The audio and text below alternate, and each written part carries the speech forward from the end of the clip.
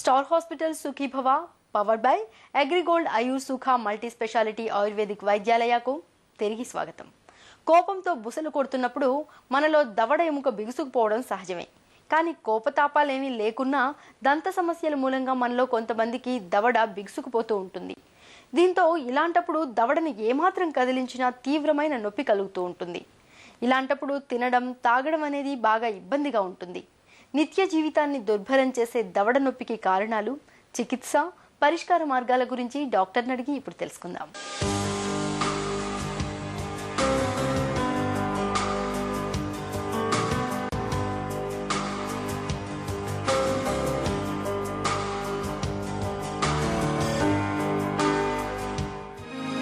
ఎంపీడీఎస్ అంటే ఏంటి? దవడలకు సంబంధించిన కండరాల వల్ల వచ్చే ప్రాబ్లం ఇది. దీనివల్ల యూజువల్గా పేషెంట్కి చాలా డల్ ఏకింగ్ పెయిన్ ఉంటుంది. షార్ప్ పెయిన్ కన్నా కూడా రోజంతా ఏదో తెలవని నొప్పితో బాధపడుతూ ఉంటారు. ఇది యూజువల్గా ఒక్క సైడే ఉంటుంది, ఇంకొక సైడ్ ఉండదు. సో పేషెంట్ కంప్లైంట్స్ వచ్చి అది ఎక్కడన్నా పట్టుకుంటే విపరీతమైన పెయిన్ ఉంది అని కంప్లైంట్ చేస్తూ ఉంటారు. దీన్నే ఎంపీడీఎస్ అని కూడా అంటాం. దవడ కండరాల్లో నొప్పి ఎందుకు? దీనికి ఒక స్పెసిఫిక్ కారణం అంటూ ఉండదు. ఫస్ట్ కారణం మేము ప్లాన్ చేసేది ఏంటంటే patient psychological status. So patient సైకలాజికల్గా అదేదో పెయిన్ ఉంది అని బాధపడుతూ ఉంటారు. తర్వాత ఇమోషనల్ డిస్టర్బెన్స్ ఏమన్నా పేషెంట్కి ఉన్నట్టయితే దానివల్ల ఆ మజిల్ స్పాజమ్ తోటి పెయిన్ వస్తూ ఉంటుంది. తర్వాత ఏదైనా అక్లూజన్ ప్రాబ్లమ్స్, నోట్లో పళ్ళన్నీ సరిగ్గా అక్లూజన్లో లేకపోయినా కూడా ఈ కండరాలకి స్పాజమ్ అనేది వస్తూ ఉంటుంది.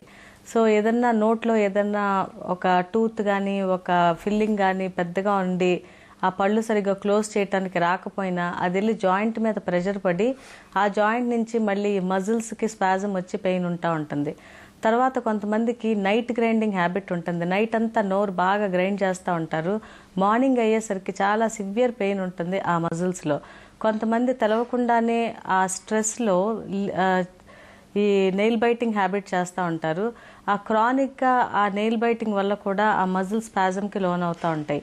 ఇది కాకుండా లిప్ సక్కింగ్ ఒకటి, టంగ్ థ్రస్టింగ్, ఈ హ్యాబిట్స్ ఉన్నా కూడా ఈ మజిల్ స్పాజమ్ ఉంటుంది.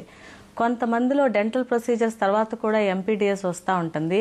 అది ఎట్లా అంటే ఏదన్నా సర్జరీ అది చేసేటప్పుడు కొంచెం వైడ్ ఓపెన్గా నోరు పెట్టి ఉంచుతారు.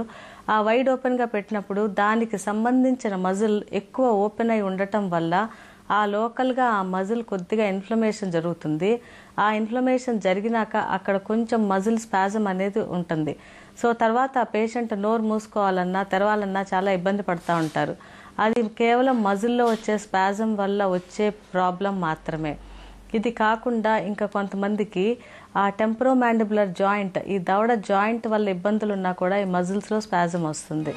ఎంపీడీఎస్తో ఎలాంటి బాధలు ఉంటాయి? దీని సిమ్టమ్స్ ఏ సైడ్ అయితే ఎఫెక్ట్ అయిందో ఆ సైడ్ చాలా పెయిన్ ఉంటా ఉంటుంది. అది ఒక రకమైన డల్ ఏకింగ్ పెయిన్, ఎటు తోచనటువంటి పెయిన్ ఉంటా ఉంటుంది. ఆ పెయిన్ మార్నింగ్ లెగ్గానే కొంతమందిలో ఎక్కువ ఉంటుంది, కొంతమంది రాత్రి పడుకునేప్పుడు ఎక్కువ ఉంటా ఉంటుంది.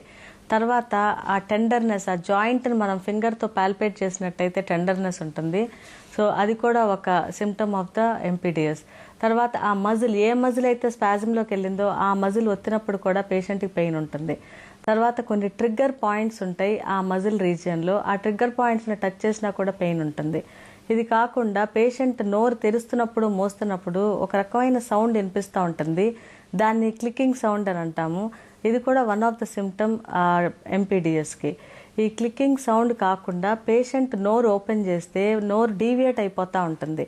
సో ఆపోజిట్ సైడ్కి నోరు డీవియేట్ అవుతుంది. దిస్ ఈజ్ ఆల్సో ఒక సిమ్టమ్ ఎంపీడీఎస్కి. దవడ కండరాల్లో నొప్పికి చికిత్స ఎలా ఉంటుంది? ఫస్ట్ మేము చెప్పేది ఏంటంటే ఇది అంత బాదర్ అయ్యే పెద్ద ప్రాబ్లం అయితే కాదు. సో ఇది జస్ట్ పేషెంట్ని మనం కొంచెం స్లోగా మోటివేట్ చేసి అందులో నుంచి బయటకు వచ్చేసేటట్టు చేయాలి.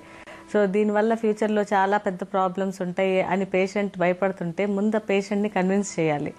తర్వాత పెయిన్ ఇమీడియట్గా సబ్సైడ్ అవడానికి పెయిన్ కిల్లర్స్ తీసుకోవాలి. తర్వాత ఏ మజిల్ అయితే స్పాజంలోకి వెళ్ళిందో ఆ స్పాజం రిలీవ్ చేయడానికి మజిల్ రిలాక్సెంట్స్ తీసుకోవాలి. తర్వాత ఏం చేయాలంటే పేషెంట్కి మనం హాట్ ఫర్మెంటేషన్ చెప్పాలి. హాట్ ఫర్మెంట్ వేడితో ఆ మజిల్ పైన కాపడం పెడతా ఉండాలి.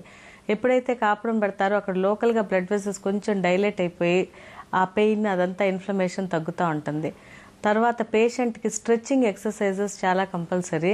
సో నోరు బాగా ఓపెన్ చేసి క్లోజ్ చేయటం అట్లా 10 టైమ్స్ చేసి మళ్ళీ ఒక హాఫ్ అన్ అవర్ గ్యాప్ ఇచ్చి అట్లా చేస్తూ ఉండాలి 2 to 3 టైమ్స్.